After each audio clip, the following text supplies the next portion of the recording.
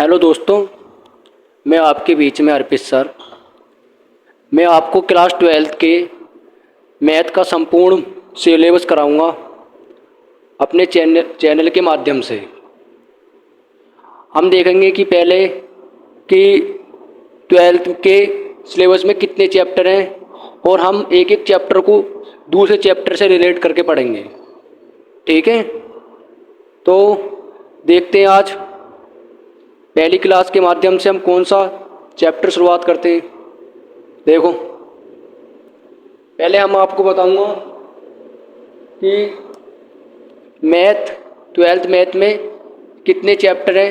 पहले भाग में इसके एनसीईआरटी बेसिस पे चलेंगे हम। एनसीईआरटी में यानी कि इसके दो भाग होते हैं, तो हम पहला भाग संपूर्ण तरीके से पूरा करेंगे विद कंसेप्ट, और एनसीईआरटी एग्जाम्पल भी हम आपको कराएंगे। ठीक है, तो देखो 12th क्लास मैथ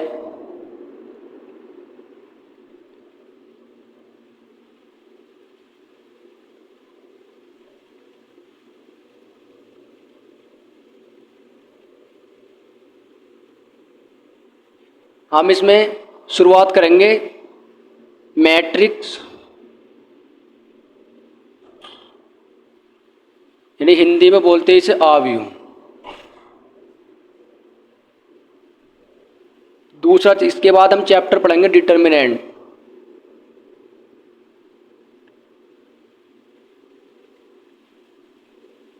इसे हिंदी में बोलते हैं सारणी।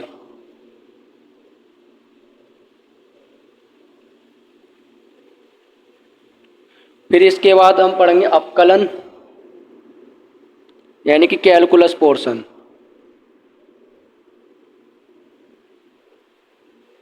कैलकुलस पढ़ेंगे, फिर उसके बाद हमारा दूसरा भाग स्टार्ट हो जाएगा, यानी सेकंड वाला पार्ट। हम एक एक चैप्टर को दूसरे चैप्टर से रिलेट करके पढ़ेंगे, इसलिए पहले मैंने मैट्रिक्स और डिटर्मिनेंट चैप्टर उठाऊंगा। उसके बाद मैं तुम्हें इनवर्स त्रिकोणमिति और जिसे प्रतिलोम त्रिकोणमिति कहते हैं उससे रिलेट करके कैलकुलस वाला पोर्शन, जब उस बिल्कुल सिस्टम से सिस्टम बना के पढ़ेंगे। ओके, चलो आज हम अपने चैप्टर की शुरुआत करते हैं मैट्रिक्स। तीसरे चैप्टर से स्टार्ट करेंगे।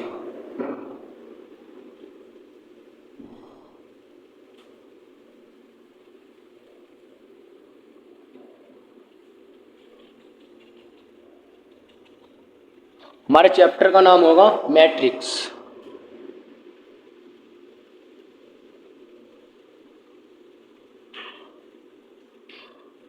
इसे क्या बोलते हैं? आव्यूह।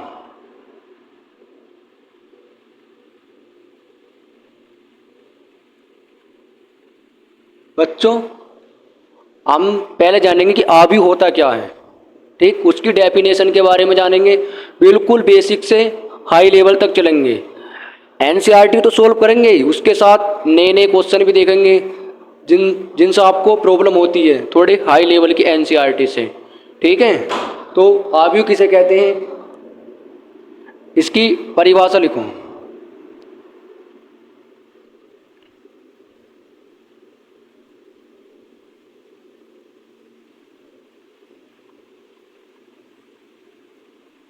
इसकी परिभाषा लिखनी है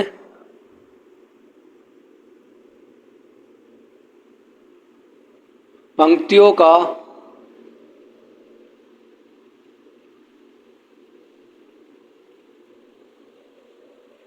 का और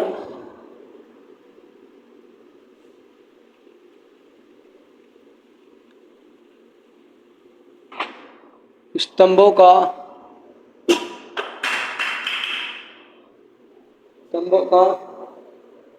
ऐसा समूह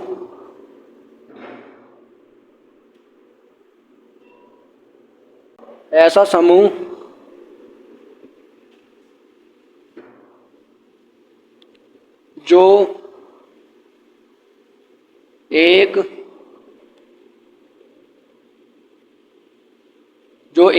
आयताकार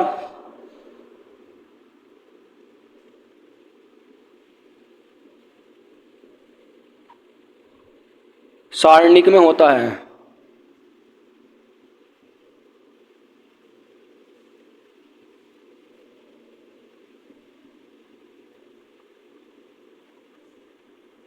उसे आव्यूह कहते हैं।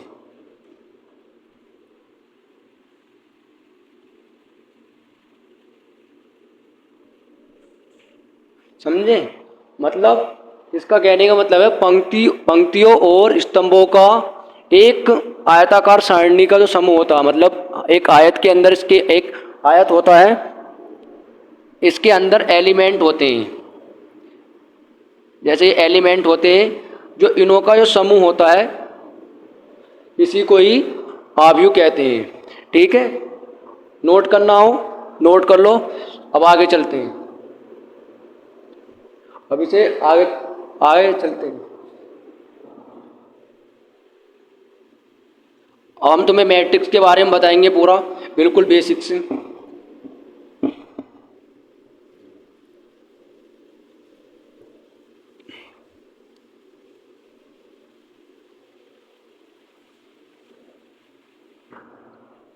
देखो ये कोई आयत है, इसके अंदर ये इसके अंदर एलिमेंट है, ये हमने इसके अंदर एलिमेंट मान लिए। ठीक, जो इन्हें बोलते हैं रो। ठीक, इसे बोलते हैं कॉलम।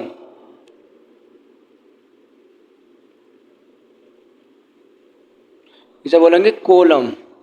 ठीक, और इसका जैसे ये मैट्रिक्स है, मतलब जो हॉरिजेंटल लाइन होती हैं, मतलब जो हॉरिजेंटल लाइन होती हैं उन्हें बोलेंगे रो। जो ये हॉरिजेंटल और ये होती हैं वर्टिकल। जो हॉरिजेंटल लाइन होती है इन्हें रो, और जो वर्टिकल होती है उन्हें बोलेंगे कॉलम। ठीक, अब आगे चलते, आगे देखो इसका, ये रो ये कॉलम, इसका फिर होता ऑर्डर।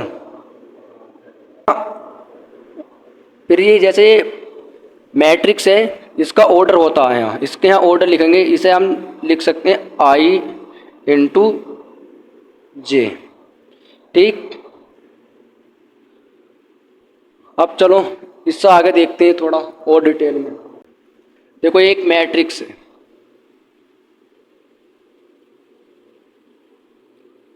इसमें हमने एलिमेंट मान लिए A11, A12, A13, A21, A22, A23, A31, A32, A33। ये मतलब ये एलिमेंट जो दिए हुए हैं इनका ऑर्डर दिया होता है। ये कितने का है मैट्रिक्स? 3/3 का। कितने का है? 3/3 का। इन्हें बोलेंगे रो और इन्हें बोलेंगे कॉलम। कॉलम, इन्हें क्या बोलेंगे? कॉलम। अब हमसे इसमें क्वेश्चन कर सकता है कि हमें नंबर ऑफ एलिमेंट्स निकालने हो, मैट्रिक्स के नंबर ऑफ एलिमेंट्स, यानी कि जो हमारा ये मैट्रिक्स है इसमें कितने मतलब एलिमेंट्स है, कितनी मतलब संख्या है, इनमें जो इसका जो समूह है इसमें कितनी संख्या है। तो हमें मैट्रिक्स का नंबर ऑफ एलिमेंट्स निकालने हो तो इसका फॉर्मूला होता है नंबर ऑफ एलिमेंट्स निकालने का,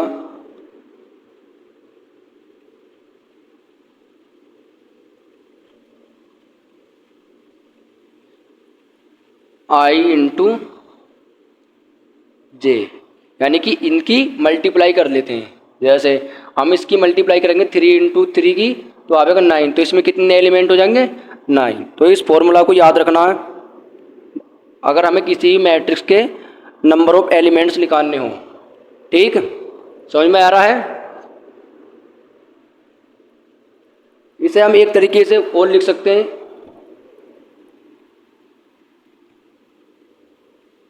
number of column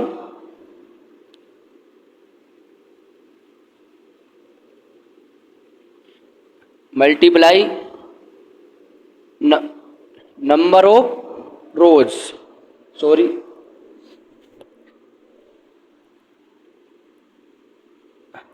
number of rows गुणा नंबर ऑफ कॉलम।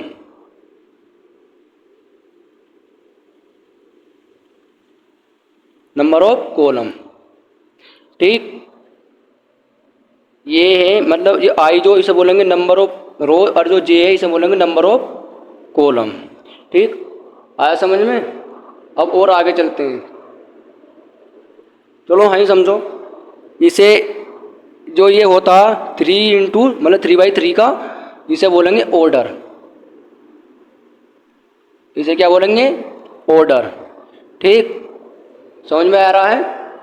अब आगे चलते हैं। चलो एक क्वेश्चन लिखते हैं, एक एग्जाम्पल लिखो। 4 6 9 2 3 1 4 5 8। ये हमारा कोई क्या है? मैट्रिक्स। इसका ये कितने का है? 3/3 का। ये इसका क्या होगा? ऑर्डर। अब हमसे इसमें हमें नंबर ऑफ एलिमेंट्स निकालने हो इसमें।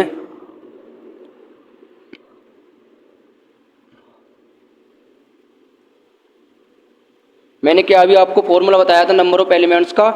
नंबर ऑफ रो, हम रो को किससे रिप्रेजेंट करेंगे? आई से। और नंबर ऑफ कॉलम को किससे लिखेंगे? जे से। यानी ये होता है आई और ये होता है जे। तो हम इनकी मल्टीप्लाई कर लेंगे। 3 × 3 कितना आ जाएगा? 9। इसका आंसर कितना हो जाएगा? 9। ये उसके मैट्रिक्स के लिख लिया है नंबर ऑफ एलिमेंट्स, यानी कि जो इसमें एलिमेंट्स दिए हुए हैं कितने हैं? 9। देखो 1 2 3 4 5 6 7 8 9, तो कितने आएंगे? 9। ये इसका डायरेक्ट फॉर्मूला याद रखना तुम्हें, ठीक।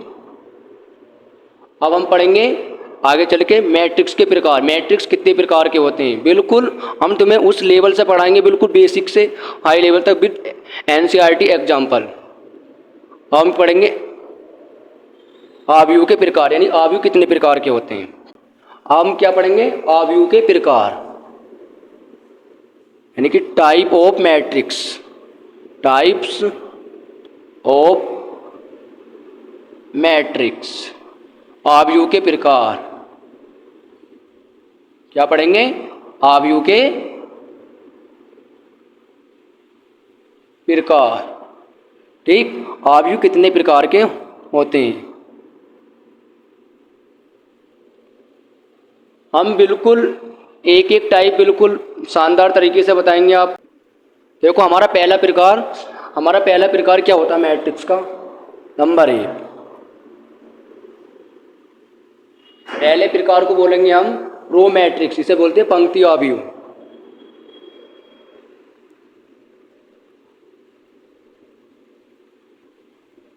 यानी कि पंक्ति आव्यूह।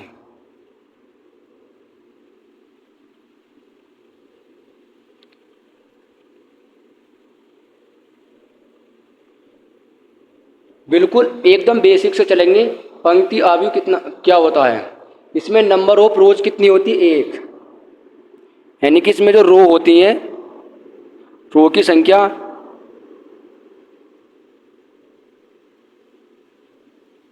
और नंबर ऑफ कॉलम कितने होते हैं? n।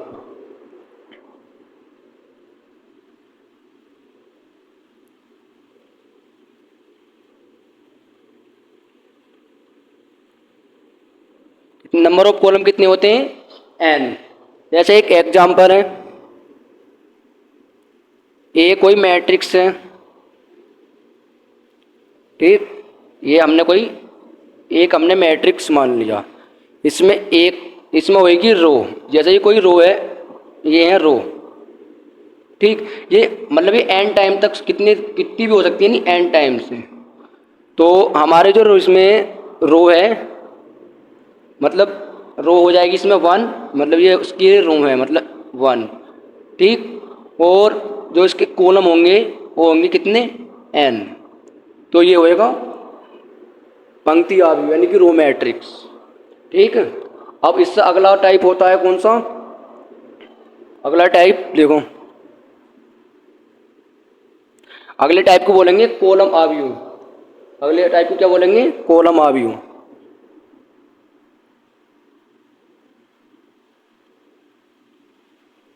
कॉलम मैट्रिक्स या कॉलम आव्यूह कह सकते हो हिंदी में।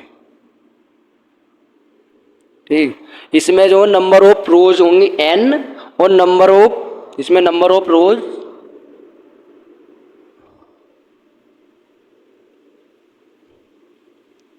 कितनी होंगी? n और नंबर ऑफ कॉलम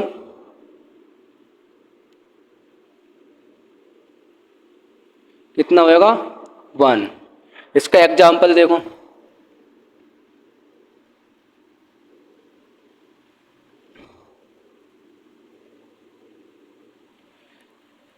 इसका एग्जाम्पल यानी कि जैसे कि हमने इसमें देखा कि इसमें जो है रो हमारी मतलब ऐसे चल रही है, और इसमें जो रो थी मतलब इसमें रो की संख्या कितनी थी? 1, और जो इसके कॉलम थे n। तो इसमें अब हमें बताना कॉलम मैट्रिक्स में, कॉलम मैट्रिक्स में क्या होगा?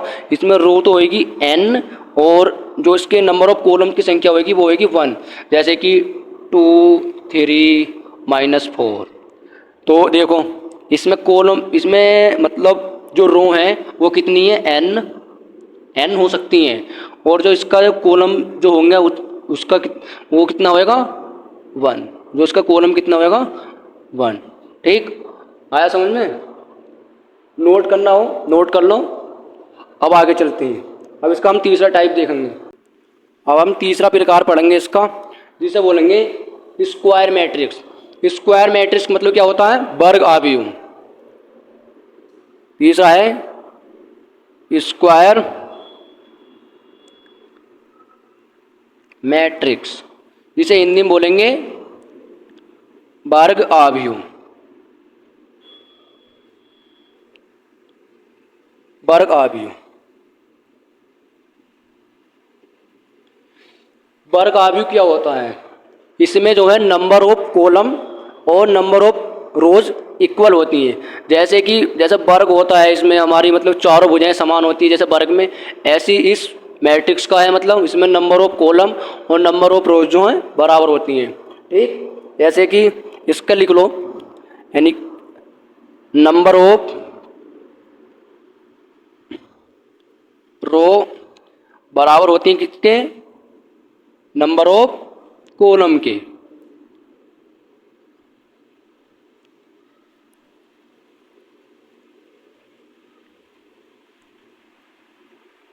जैसे हम एक एग्जाम्पल लेते हैं,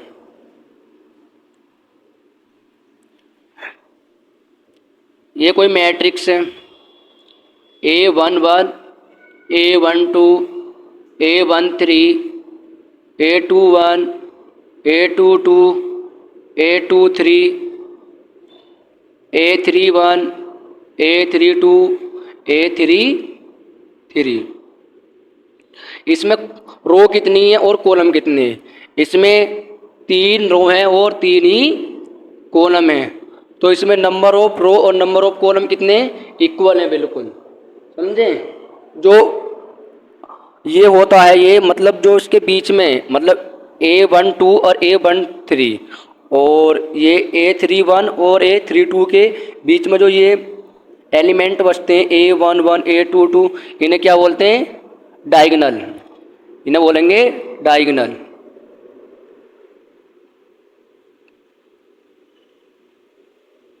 इन्हें क्या बोलेंगे? डायगोनल्स। और जो ये होता है मतलब A12, A13 और A23, इसे बोलेंगे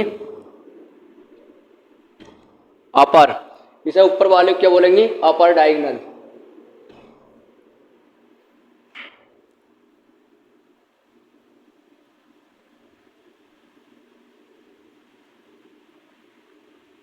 और जो नीचे वाले होते हैं ये इन्हें बोलते हैं लोअर डायगोनल।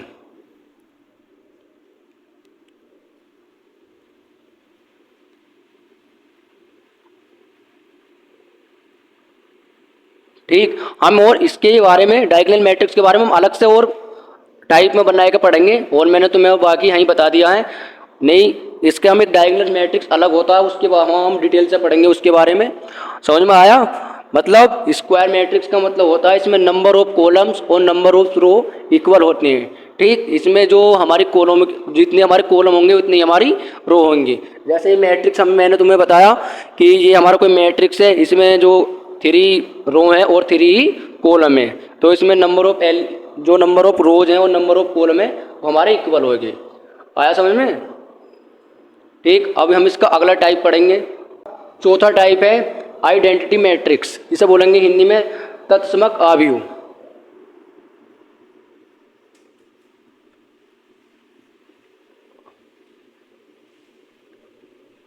आइडेंटिटी मैट्रिक्स, जिसे हिंदी में बोलेंगे तत्समक आव्यूह।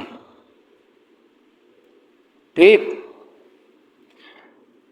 हम तुम्हें बताएंगे कि आइडेंटिटी मैट्रिक्स क्या होता है, यानी कि तत्समक आव्यूह क्या होता है। जैसे कोई हमारे एग्जाम्पल लो, जैसे कोई एग्जाम्पल है, ए हमारे पास मैट्रिक्स है, आई मतलब 1 0 0 0 1 0 0 0 1। ये कितने का? 3/3 का। जो मतलब इसमें जो एलिमेंट होते हैं एकांक, इसे हम एकांक आव्यूह भी बोल सकते हैं। क्या? जिसे हम एकांक आव्यूह भी बोल सकते हैं। जो इसके ये होते हैं डायगोनल, इसके डायगोनल्स में क्या होता है? 1 1 भी हो सकता है, 2 2 भी हो सकता है। और जो इसके ये लोअर डायगोनल्स होते हैं, इनमें 0 और अपर डायगोनल्स में 0 होता है, यानी कि जो लोअर विकर्ण होगा उसमें 0 और जो अपर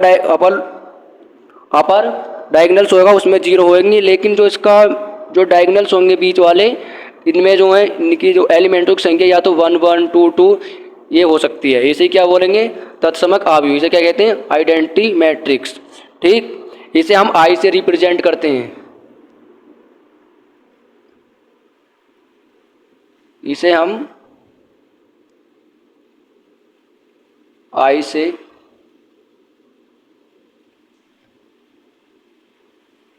निरूपित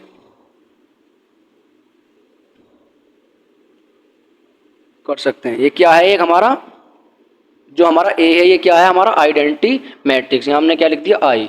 इसे हम आई से निरूपित कर सकते हैं। ठीक, और हम इसकी थोड़ी प्रॉपर्टी के बारे में जानेंगे कि ये कैसे काम करता है। ठीक,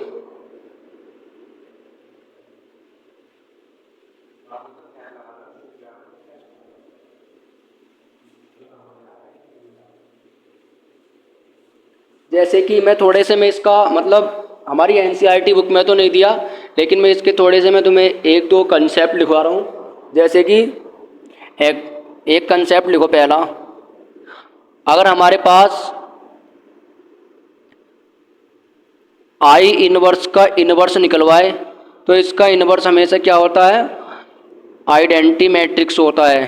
अगर इसका हमारा ट्रांसपोज भी निकलवाए तो जब भी इसका अगर इसका हम ट्रांसपोज भी करेंगे जब भी क्या आएगा? आइडेंटिटी मैट्रिक्स ही आएगा। ठीक, अगर हम ए की मल्टीप्लाई मतलब ए इनवर्स की मल्टीप्लाई आई में करेंगे तो क्या आएगा?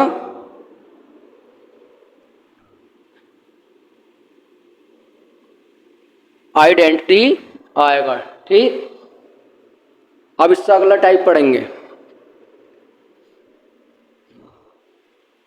समझ में आया? अब इससे अगला टाइप देखते हैं क्या होता है। Type number 5। कौन सा पढ़ेंगे? टाइप नंबर 5, जिसे बोलेंगे शून्य आव्यूह।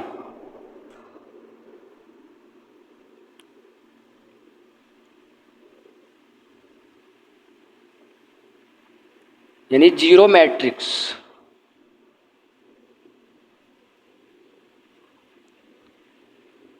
ठीक, तो जीरो मैट्रिक्स क्या होता है? जो जीरो मैट्रिक्स होता है इसमें जो है पूरे एलिमेंट्स क्या होते हैं, जीरो होते हैं। ठीक, इसे ही हम शून्य अवयव कहते हैं। ये बहुत आसानी से तो सबके समझ में आ जाएगा।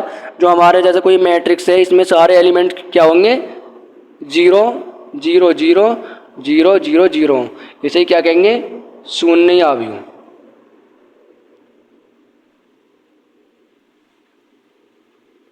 यानी कि इसमें जो सारे एलिमेंट्स हैं हमारे जीरो होते हैं। अब हम तुम्हें कुछ एग्जाम्पल कराएंगे इस मैट्रिक्स चैप्टर के ऊपर, फिर धीरे धीरे हम अपने अपने चैप्टर को ऐसे ही आगे बढ़ाते चलेंगे। फिर एनसीईआरटी एग्जाम्पल से बिल्कुल एक एक प्रश्नावली डेली आपकी क्लासेस डलेंगी, अपलोड होती रहेंगी यूट्यूब पर, और हम आपको ऐसे ही धीरे धीरे पूरा कोर्स कवर करा देंगे। ठीक है, तो हम इसके अब थोड़े से एग्जाम्पल देखते हैं अभी मैट्रिक्स के, और हमारा एक दो टाइप जो बच रहा है कहीं आएगा तो उसे हम बीच में कवर करवा देंगे। ठीक, वैसे तो एनसीईआरटी में शून्य अवयव तक तेरा का एक दो बच रहा होगा तो हम उसे बीच में कवर करा देंगे। ठीक है, हम इसका भी एक दो एग्जाम्पल देखते हैं। चलो, अब हमने कौन कौन से टाइप कवर कर लिए, देखो मैंने कौन कौन से टाइप कवर करवा दिया आपको। पहले हमने सब में शुरू में पढ़ा था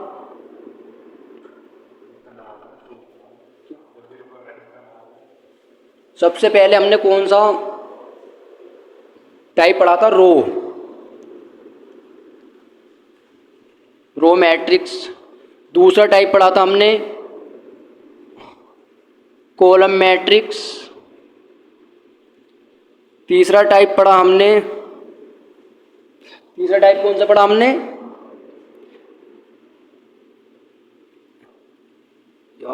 square matrix.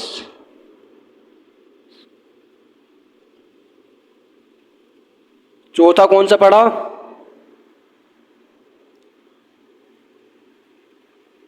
Identity matrix.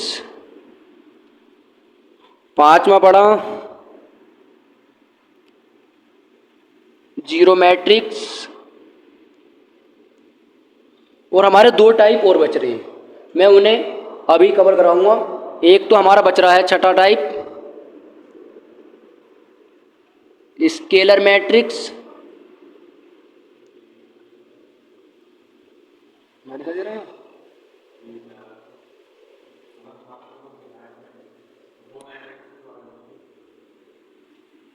Scalar scalar matrix, यानी इसे हिंदी में बोलते हैं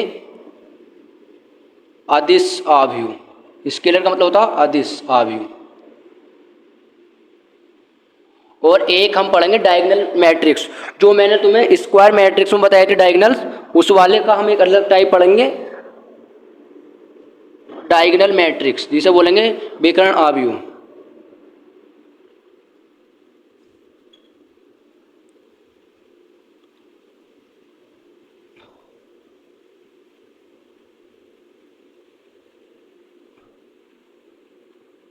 ठीक, चलो, ये हमारे कितने टाइप है, 7। हमने 5 पढ़ चुके हैं, और हम छठा टाइप पढ़ेंगे अब स्केलर मैट्रिक्स, यानी कि अदिश आव्यूह। अदिश आव्यूह क्या होता है, फिर उसके बाद हमारा लास्ट टाइप रहेगा डायगोनल मैट्रिक्स, यानी कि विकर्ण आव्यूह क्या होता है। ठीक, अब हम अगले क्या कौन सा देखेंगे, स्केलर मैट्रिक्स यानी कि अदिश आव्यूह। मैं इसका तुम्हें डायरेक्ट फॉर्मूला लिखवाऊंगा, थोड़ा समझाऊंगा अभी। देखो, अगला हमारा मैट्रिक्स है विकर्ण आव्यूह। ठीक, क्या है, विकर्ण आव्यूह।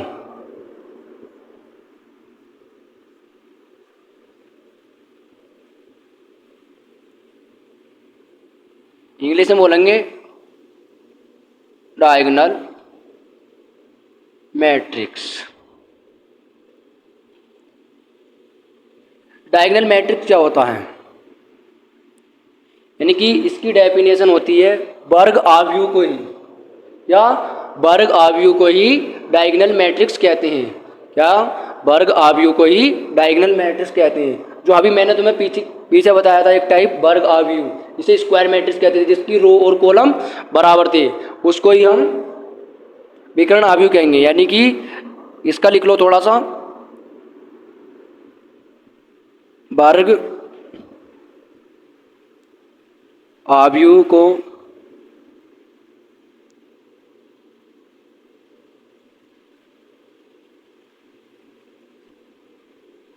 विकर्ण आव्यूह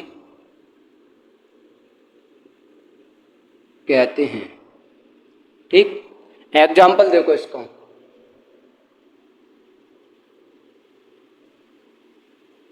जैसे मैंने तुम्हें वर्ग आव्यूह में बताया था, तो उसके बेसिस पे इसका एग्जाम्पल होएगा। जैसे -11, 0, 0, 0, 3, 0, 0, 4, 0। मैंने तुम्हें वर्ग आव्यूह में बताया था, जो ये हमारा, सॉरी, इसे हम 0 और यहाँ लिखेंगे 4।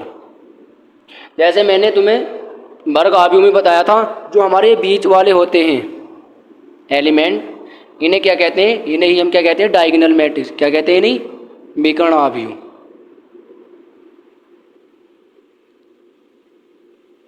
ठीक, और मैंने तुम्हें स्क्वायर मैट्रिक्स में बता दिया, इन्हें अपर डायगोनल्स और इन्हें लोअर डायगोनल्स।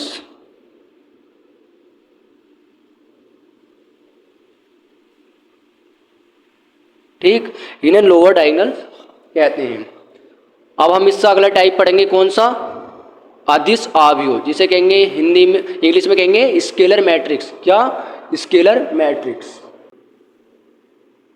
अदिश आव्यूह।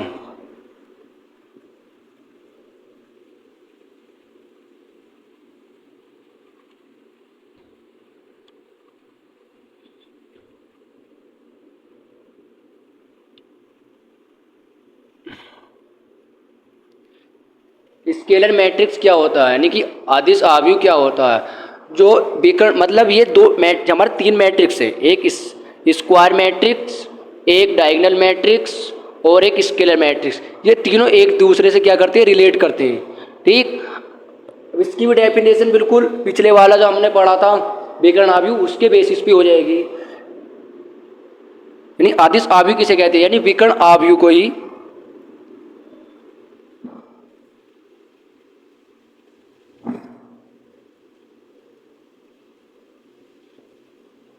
विकर्ण आव्यूह को ही क्या कहेंगे? स्केलर मैट्रिक्स कहेंगे।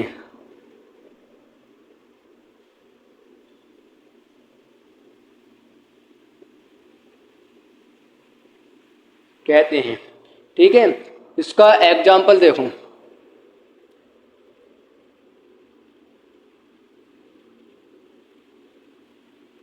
जैसे कोई सी एक मैट्रिक्स है हमारा, इसमें हम एलिमेंट्स रखेंगे जैसे कि 1,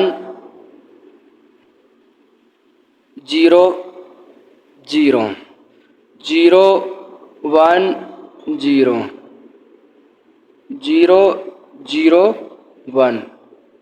ठीक, इतने का है 3/3 का। जो ये हैं इसके, इन्हें ही हम क्या कहेंगे? अदिश आव्यूह। क्या कहेंगे इन्हें? अदिश आव्यूह। जो अदिश आव्यूह होता है, ये आइडेंटिटी मैट्रिक्स से रिलेट करता है। जैसे उसमें बीच के, मतलब जो एलिमेंट्स होती है वो समान होती है, और बराबर में, मतलब उसके साइडों के एलिमेंट्स जो 0, 0 होते हैं, ये बिल्कुल आइडेंटिटी मैट्रिक्स से रिलेट करता है। ठीक है, और फिर अब हम आगे चलेंगे, इसके कुछ एग्जाम्पल करेंगे। हमारे पूरे टाइप कवर हो चुके हैं, और इसके बाद हम तुम्हें एग्जाम्पल कराएंगे, 1-2 एग्जाम्पल कराएंगे इस एक्सरसाइज के। फिर उसके बाद हम नेक्स्ट वीडियो में आपके लिए अच्छे अच्छे क्वेश्चन कराएंगे, बिल्कुल बेसिक से शानदार। चलो एक एग्जाम्पल लिखो आप कुछ। अब मैं तुम्हें 1-2 एग्जाम्पल कराऊंगा। ठीक, 1-2 एग्जाम्पल देखो एनसीईआरटी का एक एग्जाम्पल है, इस एग्जाम्पल को करते हैं।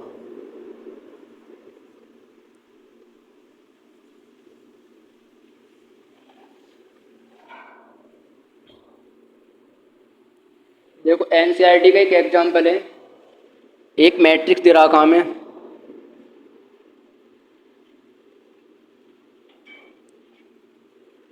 A + B A minus 2b, ठीक, और 5c minus D, 4c plus 3d, ये किसके बराबर दे रखा है? ये हमारा एग्जाम्पल नंबर NCERT का 5 है, ठीक। ये किसके इक्वल दे रखा है हमें?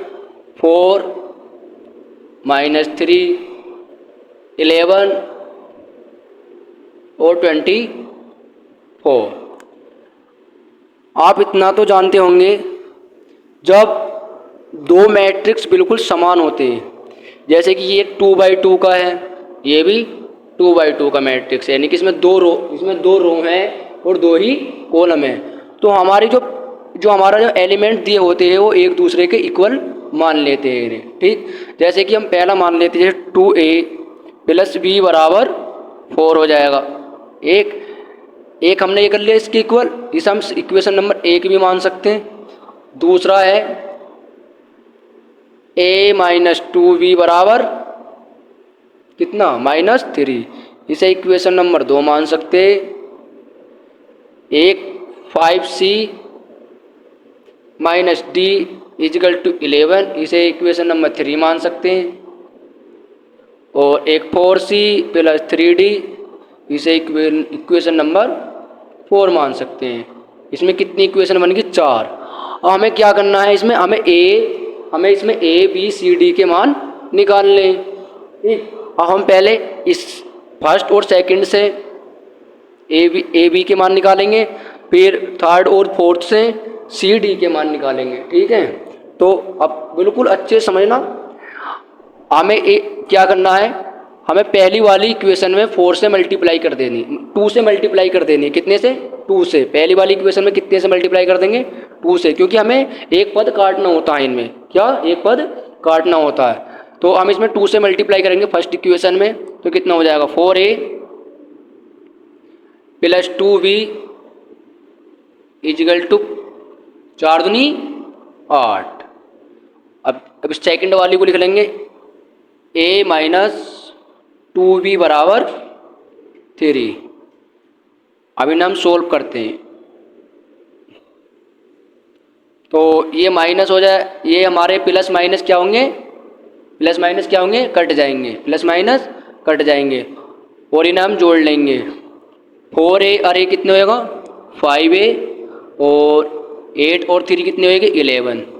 तो हमारा a का मान कितना आएगा? 11/5। a का मान कितना आएगा? 11/5।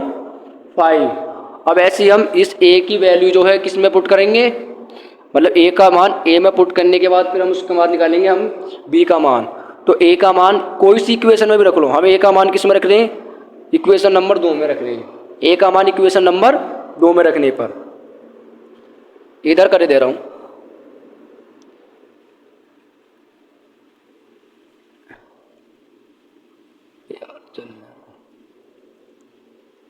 यार ये तो बहुत धोखा दे रहा है।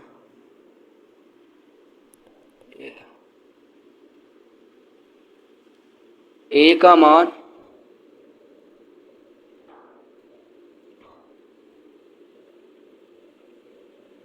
इक्वेशन सेकंड में रखेंगे, में रखने पर देखो इक्वेशन a का मान इक्वेशन नंबर सेकंड में रखेंगे। कितने में? सेकंड में। सॉरी, यहाँ हमसे थोड़ी गलती होगी। ये क्या था? यहाँ -3 था, ये हमने यहाँ +3 कर लिया, यहाँ था -3। तो 8 में से 3 के कितना बचा? 5, और 5 से 5 कट जाएगा, तो a का मान कितना आ जाएगा? 1। यहाँ हमने थोड़ा ध्यान नहीं दिया, यह -3 था क्वेश्चन में, हमने +3 मान के कर लिया, तो a का मान 1 आ जाएगा। a का मान इक्वेशन नंबर सेकंड में रखेंगे, इक्वेशन नंबर सेकंड में रखेंगे तो a का मान 1 माइनस 2b बराबर कितना हो जाएगा? 3 माइनस का 3, और हम a को उधर ले जाएंगे तो -2b बराबर कितना हो जाएगा? इधर जाके माइनस का 4, तो v का मान कितना आ जाएगा? 2। ये हमारे a और v के मान निकल आए। ऐसे ही हमें तुम्हें c और d का मान निकालना है, इक्वेशन थर्ड से और फोर्थ से ऐसे तुम्हें सी और डी का मान निकालना। यहाँ तक नोट करो, फिर हम तुम्हें सी और डी के मान निकाल के दिखाते हैं। ए का मान 1 आया, बी का मान आया 2 और हम सी और डी के मान निकाल के दिखाएंगे। हम लिख लेते हैं इस क्वेश्चन के, हमारा ए का मान कितना आया था, ए का मान आया था हमारा 1 और बी का मान आया था 2। सोल्व कर लिया हमने ये यहाँ तक। अब ऐसे ही हम इक्वेशन नंबर 3 और 4 को सोल्व करेंगे। हमें क्या करना है, इक्वेशन नंबर 3 में 3 से मल्टीप्लाई कर देंगे तो देखो क्या हो जाएगा, 5 तिया 15C और -3D इक्वल टू 11 तिया 33। अब इस 4 को लिख लेंगे, 4C + 3D बराबर 24। अब इसे भी हम प्लस माइनस वाले काट लेंगे और 15 4 कितने होते हैं,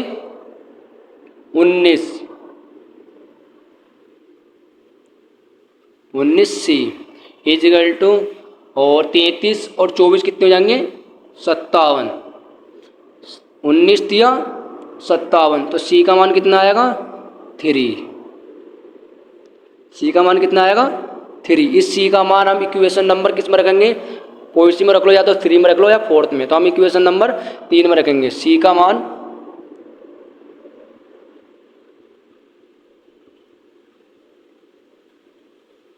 इक्वेशन नंबर 3 में रखने पर, तो 3 में रखेंगे, इक्वेशन नंबर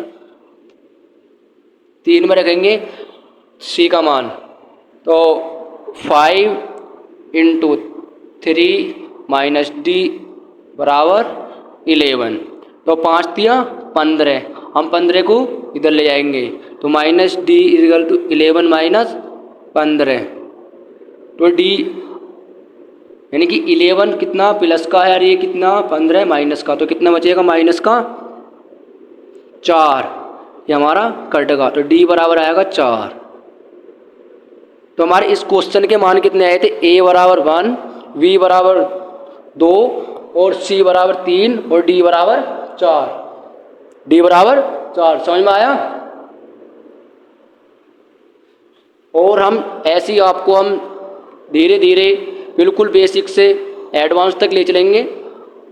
आज हम अपनी क्लास को यहीं समाप्त करते हैं। क्लास अच्छी लगी हो तो लाइक करें, चैनल को सब्सक्राइब करें ज़्यादा से ज़्यादा, और कमेंट में बताएं कि क्लास आपको कैसी लगी। और अपने डाउट भी कमेंट में पूछ सकते हैं। कुछ भी आपका डाउट हो, कहीं समझ में ना आया हो और कुछ थोड़ी बहुत गलती लगी हो तो उसे भी आप मुझसे डाउट में कमेंट करके डाउट पूछ सकते हैं। ठीक है, जय हिंद।